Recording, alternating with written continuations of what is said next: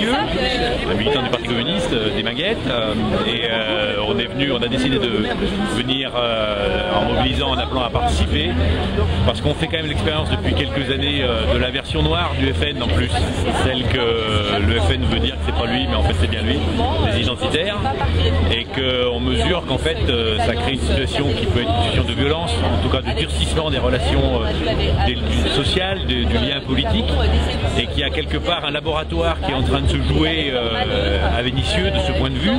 On avait eu le Front National qui était monté à près de 30% en 95, on avait réussi à résister, à la ramener beaucoup plus bas, mais on voit bien que la crise, elle conduit en fait à chercher à tout prix des issues pour ne pas mettre en cause le système capitaliste.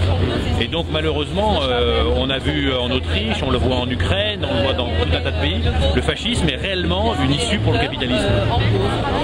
Bonjour, je m'appelle Célia Koudamlatou, je suis là pour défendre les valeurs de la République, lutter contre un parti, le Front National, qui aujourd'hui est un vrai danger pour notre nation, la République. Voilà, merci. D'accord.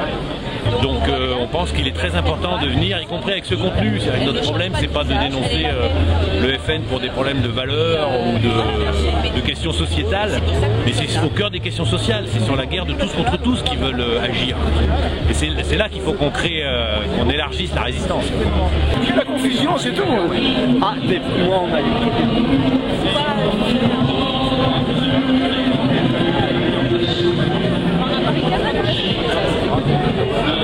Là on est là parce que voilà, les idées d'extrême droite et le congrès qui se déroule là à la Cité internationale, tout devant. Bah voilà, c'est une chose qui est à l'encontre des valeurs de la République. Les valeurs prônées par le Front National font référence voilà, à la période sombre de notre histoire. Et le syndicat étudiant de l'UNEF, l'Union nationale des étudiants de France, est là pour montrer qu'on est tous solidaires face à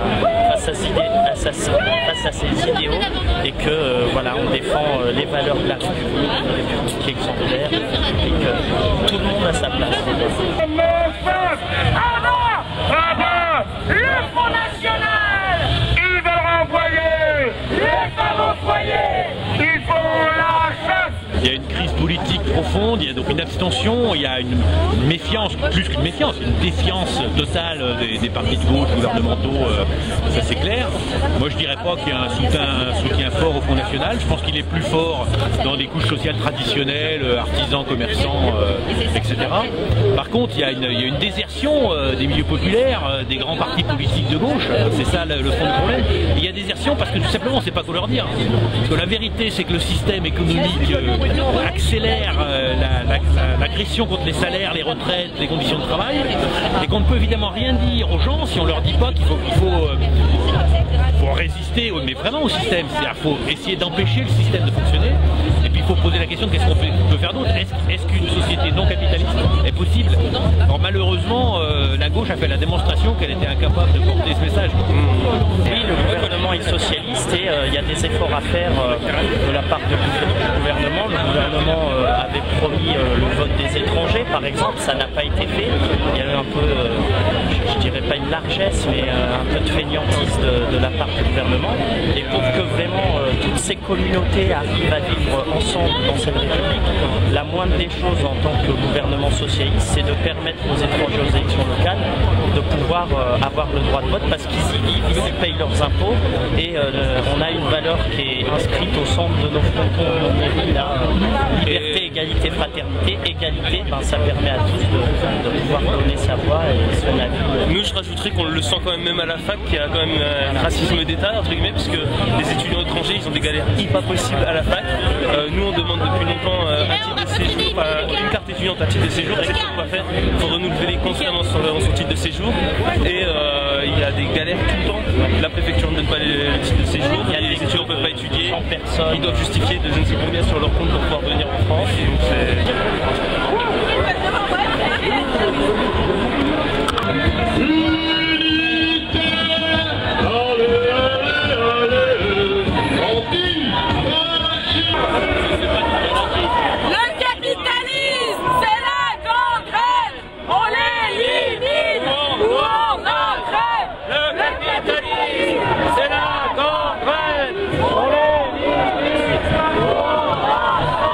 Donc socialiste, le gouvernement défend les politiques qui ont été mises en place depuis un bon moment, qui consistent à organiser la concurrence entre les travailleurs en Europe. Donc on supprime tous les droits, on supprime les frontières pour le capital et pour la concurrence du travail.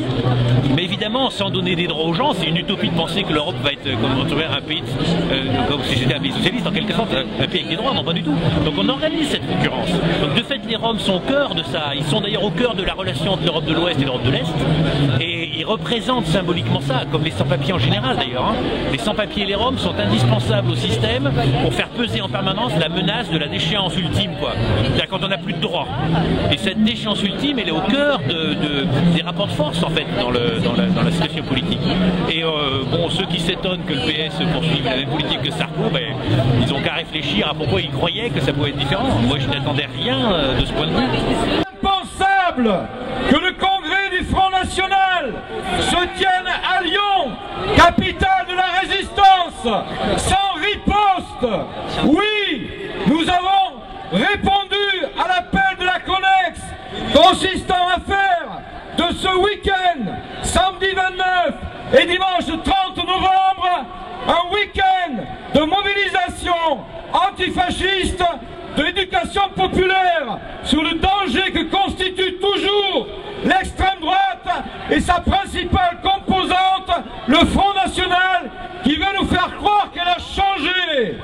C'est pourquoi le collectif de vigilance 69, qui regroupe 20 organisations syndicales, associatives et politiques de gauche, a répondu en disant oui, nous organisons aujourd'hui une manifestation déterminée mais non violente, non pas pour interdire le congrès du Front National, c'est pas notre but.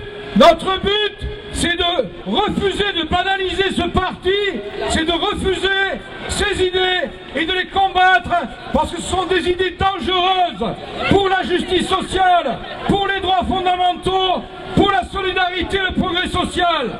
Lyon est la capitale de la résistance, c'est nous les résistants, c'est nous la mémoire de la résistance, c'est pas le Front National, c'est pas Gollnisch, ils vont pas le récupérer, c'est collabos. Eux ils étaient avec les collabos, avec Pétain, parce que nous voulons une manifestation joyeuse, populaire et qui emmerde le Front National en lui montrant qu'il n'est pas irrésistible, que ces idées nous allons les faire reculer, nous pouvons les faire reculer parce que quand le Front National arrive aux affaires dans les municipalités où il est, la première chose à laquelle il s'attaque, c'est la culture, c'est aux plus faibles, c'est au social, c'est aux associations, c'est aux syndicalistes de lutte, et ça nous devons le démontrer, de même qu'il s'attaque aux femmes, aux immigrés, aux chômeurs, aux lesbiens, aux gays, aux trans, et ça nous devons le refuser, c'est pas la société que nous voulons.